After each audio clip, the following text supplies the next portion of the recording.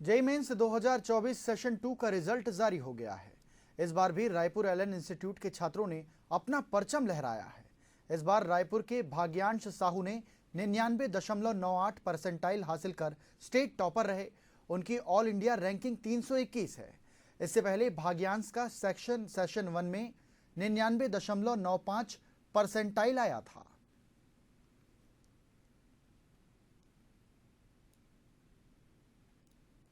जब लोग खामोशी से मेहनत करते हैं तो सफलता शोर मचाती है। जेईई ने रिजल्ट जारी कर दिया है और छत्तीसगढ़ के टॉपर जो हैं वो हमारे साथ भाग्यांश हैं। भाग्यांश ने बाजाबता 99.98 परसेंटाइल हासिल किया है। भाग्यांश, सबसे पहले तो आपको मुबारकबाद कि आपके मेहनत रंग ला रही है। दूसरी बात ये है कि आपका पूरा स्ट्रेटजी कैसे रहा है, किस तरह से पढ़ाई की है और आगे जो आपको एडवांस का एग्ज़ाम देना है उसके लिए क्या तैयारी है? जी, जब हमारा सिलेबस चल रहा था पढ़ाई का, तब तो जो सिलेबस में चल रहा था उसी को एक बार रिवाइज़ करते थे घर जाके सेल्फ स्टडी में। फिर सिलेबस ख़त्म होने के बाद सर हमें असाइनमेंट्स देते थे, उन्हें हम सॉल्व करते थे और नोट्स को भी रिवाइज़ करते थे। और जेईई मेंस के पहले हमने पूरी एनसीईआरटी कवर की थी और सारे प्रीवियस ईयर क्वेश्चंस लगाए थे। उससे बहुत हेल्प मिली जेईई मेंस के लिए।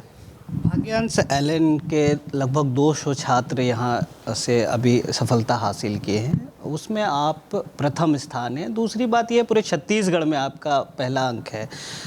क्या आप कितना मेहनत करते थे? आपका यहाँ के टीचरों का सपोर्ट किस तरह से रहता था? आप घर में कितना पढ़ाई करते थे और क्या पूरा घटनाक्रम रहता था आपके साथ? कितना वक्त बिताते थे अदर काम में या पढ़ाई में कितना वक्त बताते, उसके बारे में बताइए।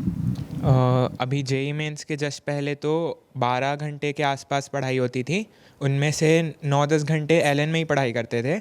तो जब भी हम एलन में होते थे तब टीचर्स हमेशा यहाँ अवेलेबल होते थे, तो जो भी डाउट होता था हम जाके उनसे पूछ लेते थे। उससे टाइम भी बचता था क्योंकि उसी समय डाउट क्लियर हो जाता था। और घर में जाके फिर सुबह सुबह पढ़ लेते थे जो भी था, और फिर रात को 8 बजे के आसपास यहाँ से निकलते थे। तब घर जाके खाना वाना खाते थे और जनरली सो जाते थे। बट कभी कभी माइंड रिफ़्रेश करने के लिए मैं चेस भी खेलता था। और पढ़ाई का वही रूटीन था, सुबह 5 बजे से उठ के पढ़ाई। कितना घंटा पढ़ाई? घर में 3 घंटे के आसपास सुबह।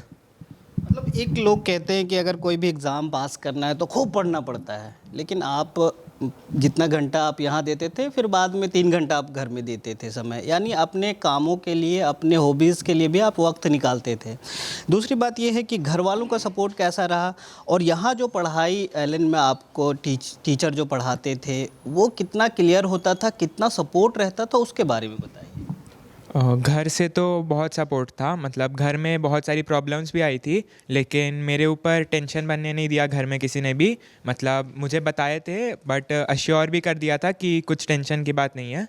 और यहाँ पर एलन में आने के बाद, मतलब यहाँ पे जब पढ़ाते थे तो एक बार में तो सब चीज़ क्लियर नहीं होती थी, बट जितने भी बार डाउट्स पूछो वो सर बताते थे, एक्सप्लेन करते थे फिर से नए नए तरीक़ों से, तो एक ना एक तरीके से क्लियर हो ही जाती थी चीज़ें।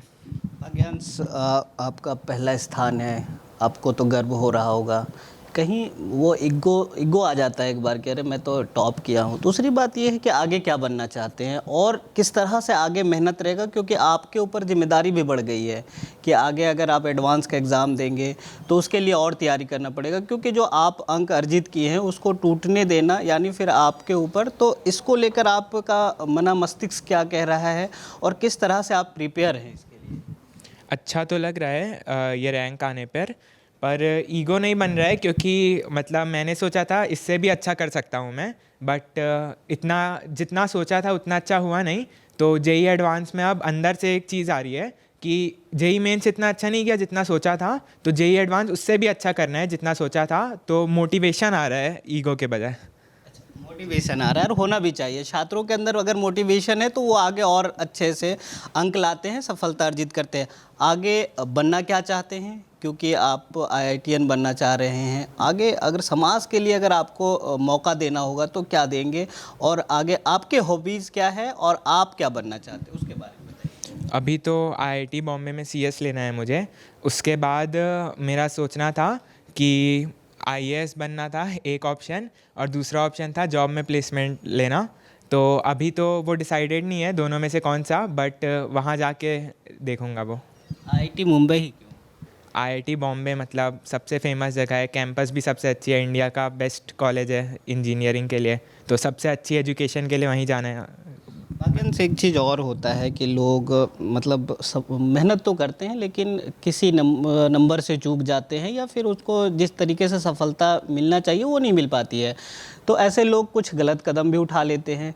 उन लोगों के लिए आप क्या कहेंगे, क्योंकि आप टॉपर हैं इसीलिए आपसे पूछ रहे हैं, उन लोगों के लिए अगर कुछ संदेश हो तो वो दे दें, और आगे किस तरह से आप मेहनत कर रहे हैं और उनको किस तरह से अपना संतुलन बनाना चाहिए पढ़ाई को लेकर, टाइम मैनेजमेंट किस तरह से होना चाहिए। दूसरी बात है कि सोशल मीडिया अभी सबसे ज़्यादा पढ़ाई के लिए बाधक बन रहा है, वो सोशल मीडिया, उससे किस तरह से निपटना चाहिए। सोशल मीडिया से तो जितनी दूरी बना सकते हैं उतनी दूरी बनानी चाहिए। जैसे आप सोशल मीडिया ना देखे करके अपने अकाउंट से डिलीट कर दें, अनएक्टिव कर दें। और एक और चीज़ ये है कि आप अपने पेरेंट्स की सहायता ले सकते हैं इसमें। आप अपने मोबाइल का पासवर्ड या सोशल मीडिया का पासवर्ड सेट कर दीजिए जो सिर्फ आपके पेरेंट्स को पता है, और आपके पेरेंट्स फिर रेगुलेट करेंगे कि आप कब सोशल मीडिया यूज़ कर रहे हैं और कब नहीं, तो आप चाह कर भी भटक नहीं सकते उस रास्ते से।